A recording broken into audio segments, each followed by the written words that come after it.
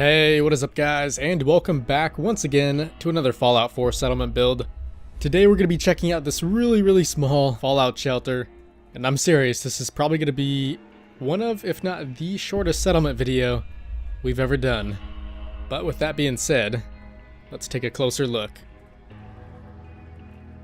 Alright guys, so like always, we'll start by checking out the front of the build, and once that's done we'll move on inside, which I'm sure, as you can tell, in this case is going to be the more interesting out of the two, considering the front is very gray, boring, and, well, I think that's enough said. But if you're wondering where this settlement build takes place, it is actually inside Vault 88, although it is a long ways away from the main area.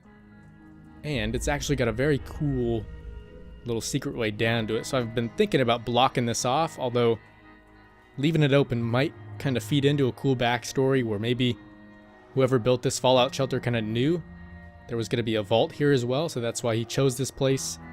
So maybe from time to time he could sneak in there and steal some supplies. Who knows? But it is down here, and if you want a very fast way to get to it, I think if you have the new, what is it called? The Vault DLC?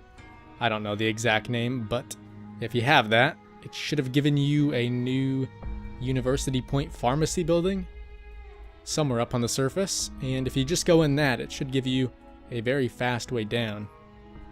Anyways, I'd say that just about sums up the outside of the build, so let's go ahead and check out what's inside. And without a doubt, this is definitely our smallest build we've ever done. I think it's even smaller than the boxcar we recently tried, because really it's just this one main room here with not a whole lot of walking space, and then the hallway that leads out. But even though we don't have too much room to work with, at least in my opinion, it does have a decent amount of personality and kind of a very lonely feeling, which kind of feeds into what happened to this guy here. Not sure if you noticed, but he does have the pistol lying at his side, so maybe that might explain why he's dead. But inside this room we have some nice kind of red, I guess I'd call them some kind of like warehouse lighting. I'm not sure the exact name, but I know they came with the Vault DLC, but it just kind of adds a very creepy look to the storage room. And you can see this thing's just completely loaded with food and supplies, probably not enough to last too long. But let's be honest, I think it was enough to last as long as he wanted to. Oh, and there's also a fair bit of ammo, just in case things got a bit rough, because you never know what intruders might find this place. And just in the case things did get messy, we do have some cleanup supplies here. And who knows, maybe he used to have a Mr. Handy, so I threw some fuel down, but you could imagine that maybe that robot had found its way out, and I guess the time that's passed since its owner's departure. By the way, I'm sure some of you might be wondering where the hell this guy went to the bathroom, and, well, let's just say I never really figured that out. But if I had to kind of come up with something off the top of my head, I guess I'd say, I don't know, maybe he went to the bathroom inside the bucket and just kind of shoved it in that hole in the wall. Who knows? But if you really are keen on, I guess, building something like this, not sure what else you'd fit in here, you could always put maybe a toilet or something on this brick wall, since I think it still has a decent amount of room for it.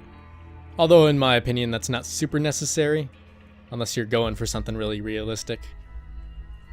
But like I mentioned earlier, and I'm not sure if you guys kind of get the same feeling or not, because you can't really hear the in-game noises, but at least in my opinion, this place does have a very lonely, almost mysterious feeling, and I don't mean that just in terms of the looks, but also the sounds as well.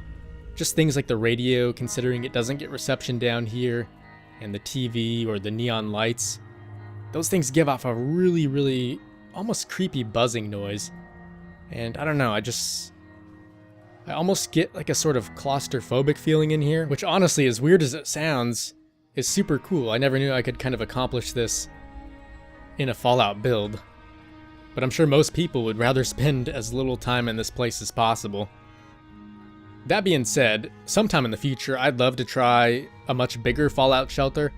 I'm not sure how many of you have seen the movie 10 Cloverfield Lane, but I'm thinking something more along the lines of that size, just because with more room you do have, I guess, more options and more area to work with.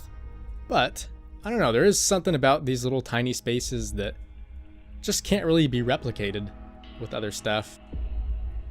Before we finish things up though, really quick, I will try to go over some of the details in case you guys want to try and recreate something like this, or at least get some ideas for one of your own fallout shelters. Like I said, we do have the radio, the TV, and the neon lights, which not only give off some cool lighting, but also have that nice atmospheric sound as well. This light, by the way, can't be removed. I kind of like the lighting it gives off, but would almost prefer something else. Not sure what, but I'm sure there's maybe a better option out there. I don't know. For some reason, I don't really like the look of it right above the couch like that, sort of in between it and the shelf, but whatever.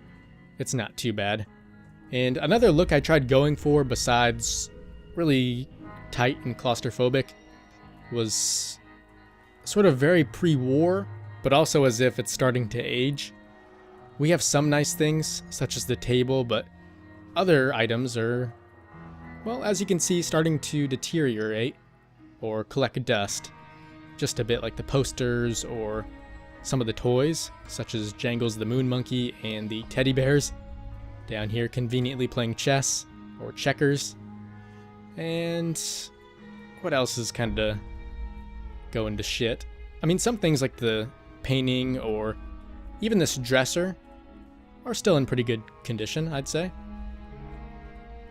Oh, and one other thing that I just completely forgot to mention was the floor. Honestly, I would have really enjoyed something else, maybe just wood or concrete. I think that would have looked a lot better in contrast with everything else here. But I did kind of find a slight explanation for this. I mean, since it is so low underground, and it has been 200 years, I'm sure any sort of earthquake would just beat the hell out of it. So maybe that's a decent explanation for why it's just completely dirt. I don't know, hopefully that's good enough to sum things up. But like I said, it's not really the best I could ask for.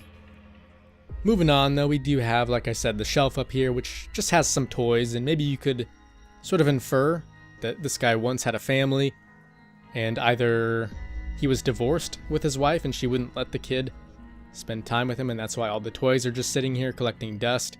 Or maybe they were together, yet the other two didn't make it here in time, and that's why there's also a bunk bed, and he's just here by himself. Kind of sad, but just kind of a cool backstory, at least in my opinion. And aside from that, there's also a comic book sitting on the couch, some other decorations like the holotape, just to kind of fill up empty space, something you always want to try and do. Another shelf above the bed.